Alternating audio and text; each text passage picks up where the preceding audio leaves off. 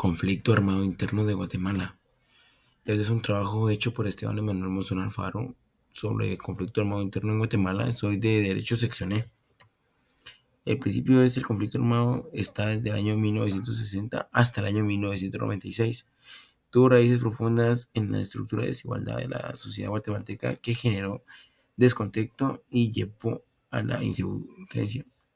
Sus causas estructurales conflicto armado fue la desigualdad social, el racismo, concentración de tierras y exclusión política.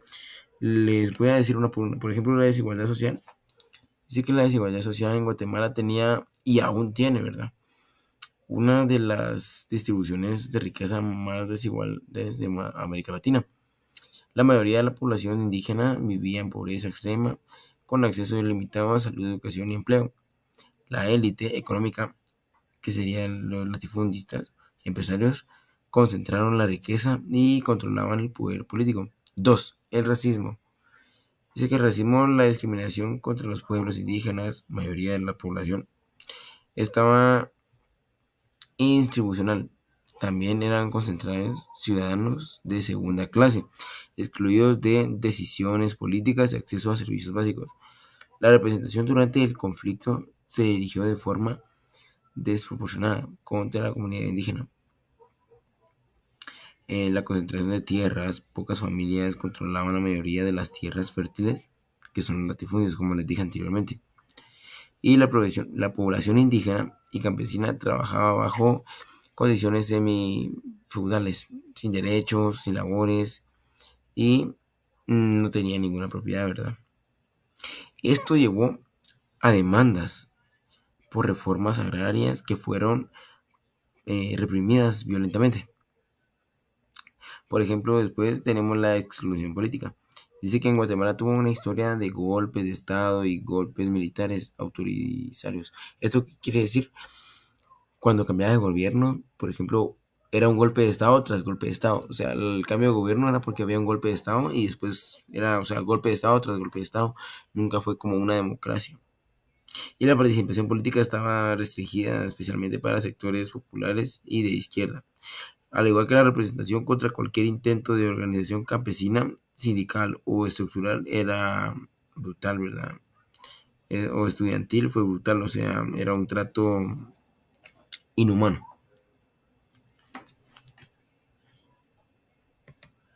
Luego tenemos el desarrollo del conflicto. Pues esto inició en el año 1960 y terminó en el 78. Pues eso fue sus inicios. Inició como una insurrección armada por parte de aficionados jóvenes del ejército y luego se transformó en guerrillas organizadas. ¿Eso qué quiere decir? Las guerrillas se organizaban y pues combatían contra el ejército. También surgieron grupos como el EGP, la FARC, la ORPA y PGT, que más tarde formarían la URNG. Auge de la violencia. En 1979 a 1984, el Estado adoptó una política de tierra arrasada. El ejército y patrullas autodefensa civil destruyeron ideas o también destruyeron aldeas a causa de esto mismo de las guerrillas, como yo les vengo diciendo anteriormente. Se cometieron masacres, torturas, desapariciones y desplazamiento forzado, especialmente contra indígenas mayas. C. Transición a la paz. En la transición a la paz, esto ocurrió desde el año 1985 hasta el año 1996.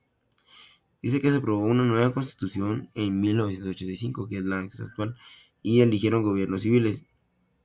Se iniciaron negociaciones entre el Estado y la URNG con mediaciones internacionales, ¿verdad? En 1996 se firmó la paz y los actores fueron el Estado, que dominó por políticos durante la mayoría parte del conflicto, uso, represión sistemática, ¿verdad?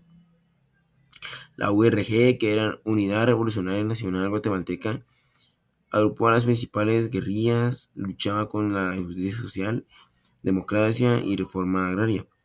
La sociedad civil, que eran unas organizaciones de derechos, y pues el acuerdo de paz, ¿verdad? Que se firmó en el año el 29 de diciembre de 1996.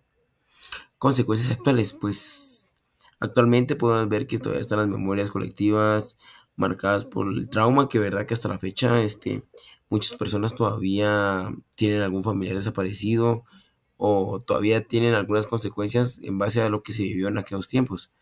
También como las comunidades desplazadas, fragmentadas. Por ejemplo, hay una comunidad en Quiché llamada Ixichin. Es una comunidad donde pues arrasaron con el pueblo indígena, que los reunieron y los citaron en la plaza, ¿verdad? Y mataron en la escuela de la plaza, mataron a todas las mujeres y niños y a los hombres los torturaron.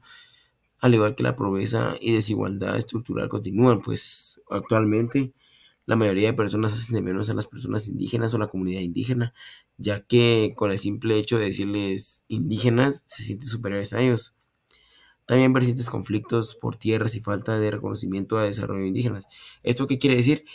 Hasta el sol de hoy muchas personas sufren la desigualdad o el trato de que hay tierras que son o les pertenecen a ellos, pero lastimosamente el gobierno de Guatemala se apoderó de ellos o les expropió a esas personas, ¿verdad? La meta es que logremos llegar a un acuerdo y podamos, a base de esto, de todo el conflicto armado, podamos llegar a una paz y podamos llegar, pues en parte se erradicó, ya que el ejército en Guatemala pues ya no ejerce como en aquel entonces, en el año 1985 era la institución con más poder, cosa que en la actualidad no sucede. Esperamos que en un futuro esto pueda reducir y podamos llegar a un acuerdo de libre expresión, libre paz y hay que el gobierno ya no pueda intervenir tanto como lo hace actualmente.